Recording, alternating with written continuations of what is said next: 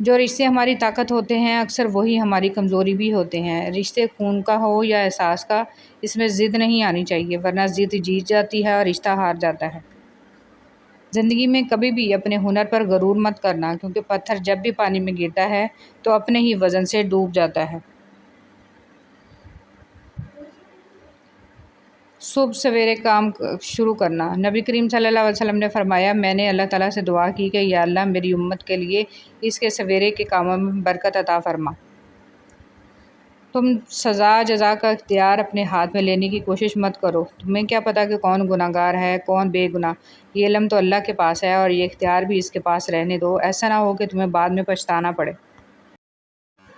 میں نے گناہوں میں ڈوبے لوگوں کو راتوں کو روتے دیکھا ہے اور نیکی کرنے والوں کو دوسروں پر ہنستے دیکھا ہے۔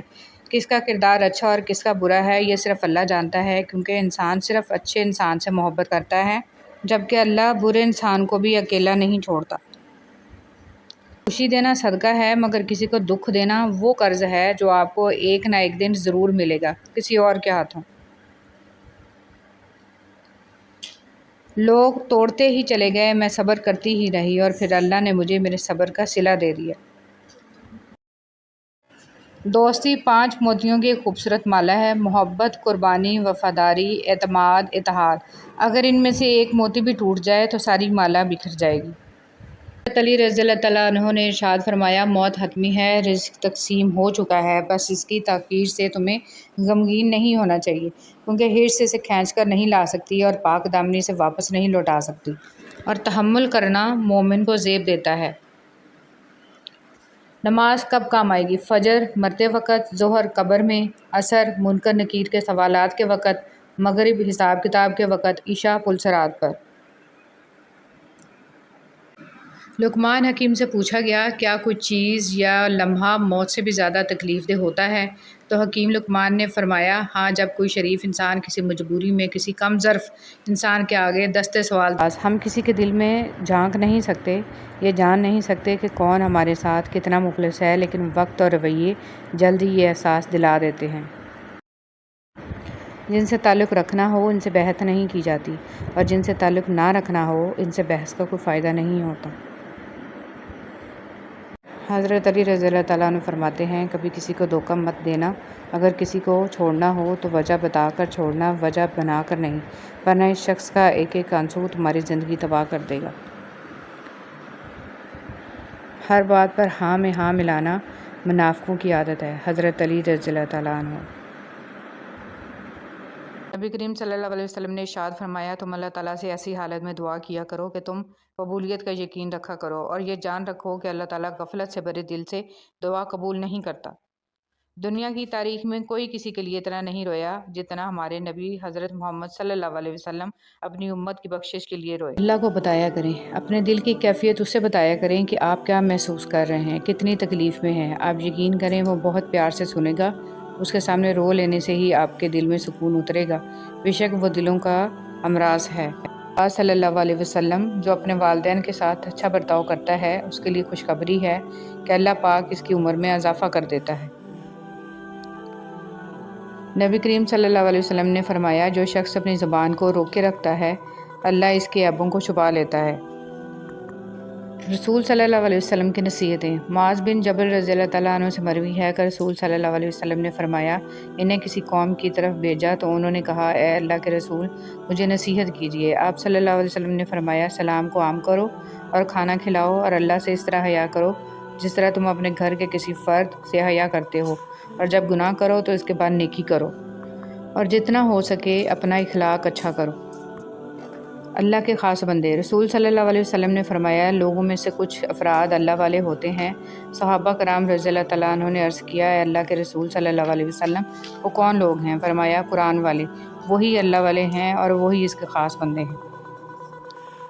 زندگی اتنی قیمتی ہے کہ اس کا ایک لمحہ زندگی کی ساری متاع کے بدلے میں بھی خریدا نہیں جا سکتا۔ کسی کو وقت سے پہلے اور قسمت سے زیادہ نہیں ملتا۔ ساتھ اپنے تعلق کو ہمیشہ خالص اور مضبوط رکھیں، کیونکہ یہ رشتہ ہی کامیابی کا ضامن ہے۔ زندگی میں ہمیشہ وہ لوگ پرسکون رہتے ہیں جو پوری نہ ہونے والی خواہشوں سے زیادہ ان نعمتوں پر شکر کرتے ہیں جو انہیں اللہ نے عطا کی ہیں۔ الحمدللہ رب العالمین۔ ارشاد فرمایا خیرات کو مت روکو ورنہ تمہارا رزق بھی روک دیا جائے گا۔ زندگی سے اتنا پیار نہ کرو، یہ کسی سے وفا نہیں کرتی۔ موت کو کبھی مت بھولو، یہ کسی کو دھوکہ نہیں دیتی۔ دونوں ایک جیسے ہوتے ہیں، کبھی حد سے زیادہ اچھے اور کبھی برداشت سے باہر۔ فرق بس اتنا ہے کہ موسم جسم کو تکلیف دیتا ہے اور رشتے روح کو۔ قسمت پہیے کے چکر کی مانند گھومتی ہے، جو کبھی اوپر جاتا ہے اور کبھی نیچے آتا ہے۔ تم بھی جب اوپر جاؤ تو نیچے والوں کا ہاتھ تھام لیا کرو، کیونکہ اگلے چکر میں تمہیں ان کی ضرورت پڑ جائے گی۔ میں لوگوں کو اس لیے برا نہیں سمجھتی کہ ان کی بے رخی نے میرا رخ سیدھا کر دیا اور میں نے اپنے رب کی طرف دیکھنا شروع کر دیا ہے۔ نماز کے 7 انعام: روزی میں برکت، تندرستی، نیک اولاد، خوشحال گھر، دنیا میں عزت، میدان حشر میں جام کوثر اور آخرت میں جنت۔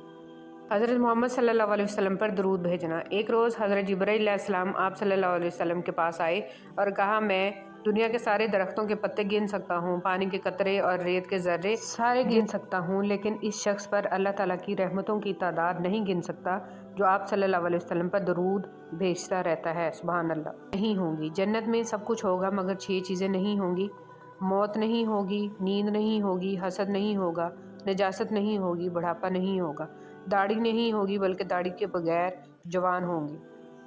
جب اندر سے ٹوٹ جائے تو کسی بھی ماحول سے خوش نہیں ہوتا، چاہے آس پاس بہت محبت اور احساس کرنے والے لوگ ہی کیوں نہ ہوں۔ اپنی نیکیاں چھپانا آپ کی سوچ کا امتحان ہے اور دوسروں کے گناہوں کو چھپانا آپ کے کردار کا امتحان ہے۔ اندر سے ٹوٹ جانا بھی اللہ کا احسان ہوتا ہے۔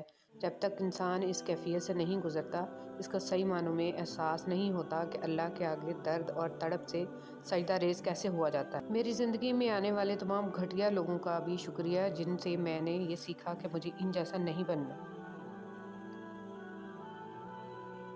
جو لوگ اپنا غصہ اور نفرت ظاہر کر دیتے ہیں، ان سے مت گھبرایا کرو، وہ سچے ہوتے ہیں۔ خود کو ان لوگوں سے بچاؤ جو اپنے احساسات اپنے تک رکھتے ہیں۔ اکثر ایسے لوگ ہی ہمیں نقصان پہنچا رہے ہوتے ہیں اور ہمیں پتہ ہی نہیں ہوتا۔ وقت اور عبادت۔ ہر چیز اپنے وقت پر ہی اچھی لگتی ہے۔ نیکی کمانے کا وقت جوانی ہے۔ افسوسناک بات ہے کہ ہم نیکی اس وقت کرتے ہیں جب برائی کے قابل نہیں رہتے۔ جو رشتے تمہیں تکلیف دیں، ان سے دوری اختیار کر لو، وہ خود لوٹ آئیں گے، مگر اس وقت جب تمہارے دل سے اتر چکے ہوں گے، کیونکہ وہ تمہاری قدر سے نہیں پچھتاوے سے لوٹتے ہیں۔ جس کی دی ہوئی تکلیف سے تم آج رو رہے ہو، وہ کل تمہیں پچھتاوے میں روئے گا۔ مکافات عمل۔ رسول اللہ صلی اللہ علیہ وسلم نے فرمایا، مومن نہ طعنہ دیتا ہے، نہ لعنت کرتا ہے، نہ بری بات کرتا ہے اور نہ ہی بے حیا ہوتا ہے۔